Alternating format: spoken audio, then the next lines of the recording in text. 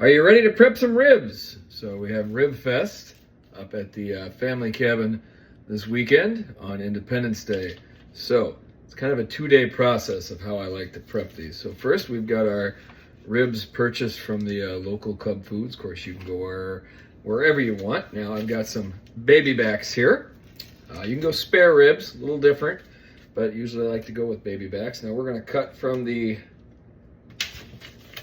thick end first, so we can peel these out relatively easily, like so. All right, now we're gonna shake some of that extra blood and whatnot out of there. Now, hopefully you can see this okay. Now we're gonna take the membrane off the bottom. Now this is very important because then the heat's gonna not have to fight through this nasty membrane, and that's really not gonna render that well if you leave that on there. So you really want to take the membrane off. Your ribs are going to end up being much better on the bottom side. Now, some folks like to go from the end. That's not me. I have tried that, not had as much success. I tend to have better success when I go from the center. So I'm going to take my fancy pants Wusthof knife here, and then I'm going to insert it just underneath the membrane between a couple of ribs. I'm going to get it about halfway there. Okay, just enough so I can fit a finger underneath there. Now we want to be careful because we don't want it to rip in the center. We want to be able to get this whole center piece of the membrane in between these two ribs up. So we'll see what my success rate is here. Okay, we're getting there slowly. I have to stick the knife back in.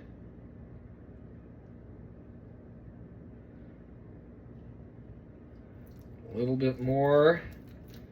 So again, we want to get that separated so we can get our finger in there to pop that membrane off.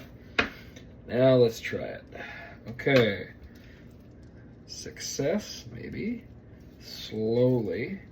So you can see I'm lifting this up here. Okay, now here we go. It is starting to peel off. Now again, we want to go nice and steady because we want to get that whole membrane in the center rib area up. There we go. Takes a little bit of finesse. Perfect. Now, we're going to pull slowly because we don't want to leave any remnants of the membrane off. Okay. And now we got to the short end. Perfect. All right. Now, you see there's quite a bit of fat here on the thicker end of the ribs. We'll worry about that later. We're going to get this portion of the membrane off as far through the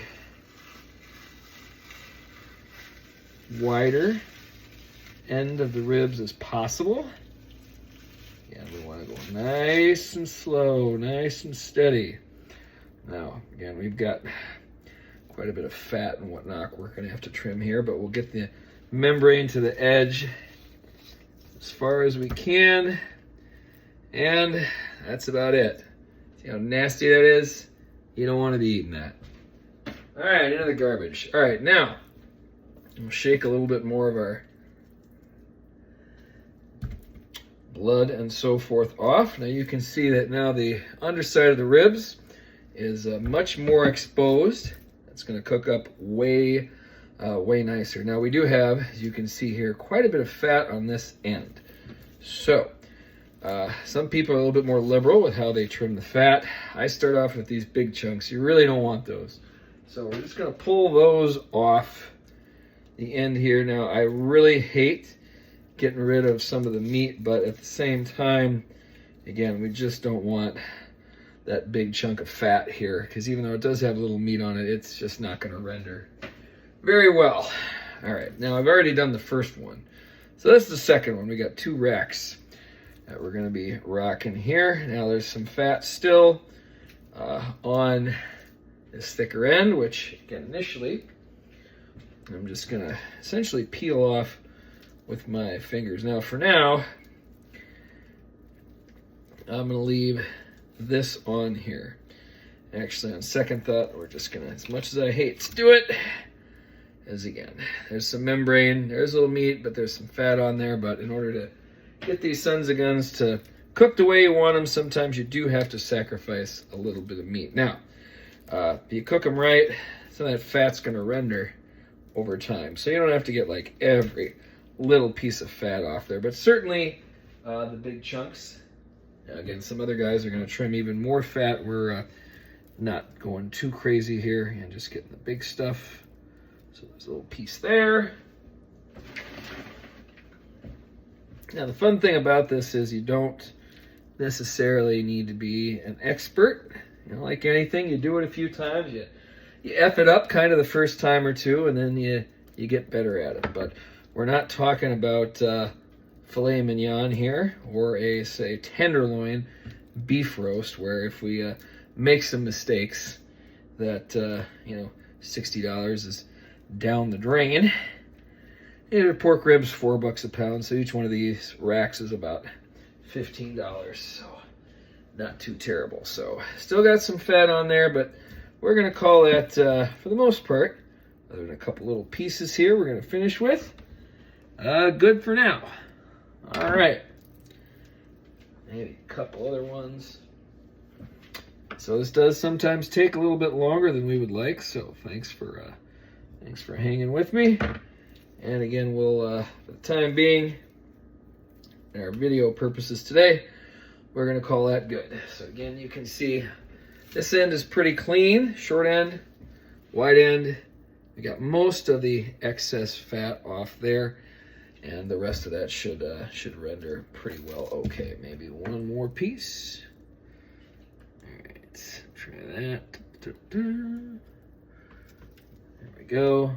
That's pretty smooth. All right, now I'll flip it over top side.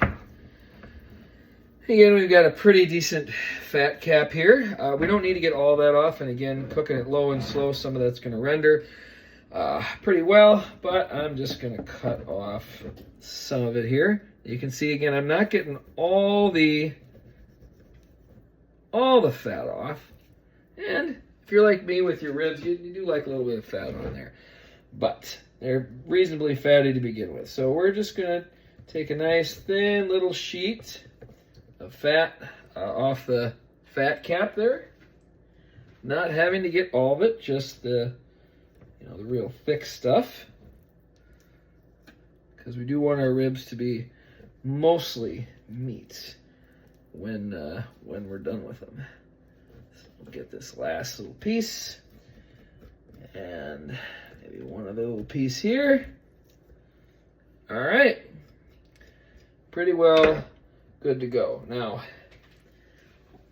if I wanted to, I could get in this area. That's not quite as thick, so we are, for our purposes today, other than one little piece, we're just going to leave that where it is. Now, to make it easier for brining, and not everybody likes to brine their ribs. I find that it is helpful to put them in some cold water and a crap ton of salt, because that's gonna, the meat is really going to absorb that water and the salt.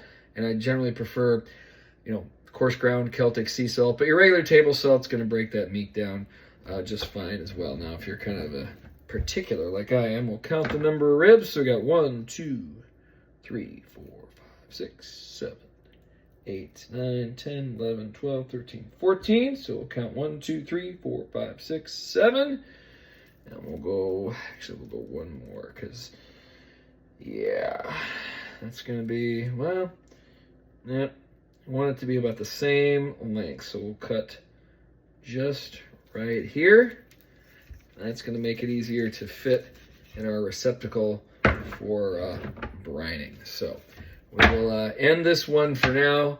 Next up, showing you our brining process.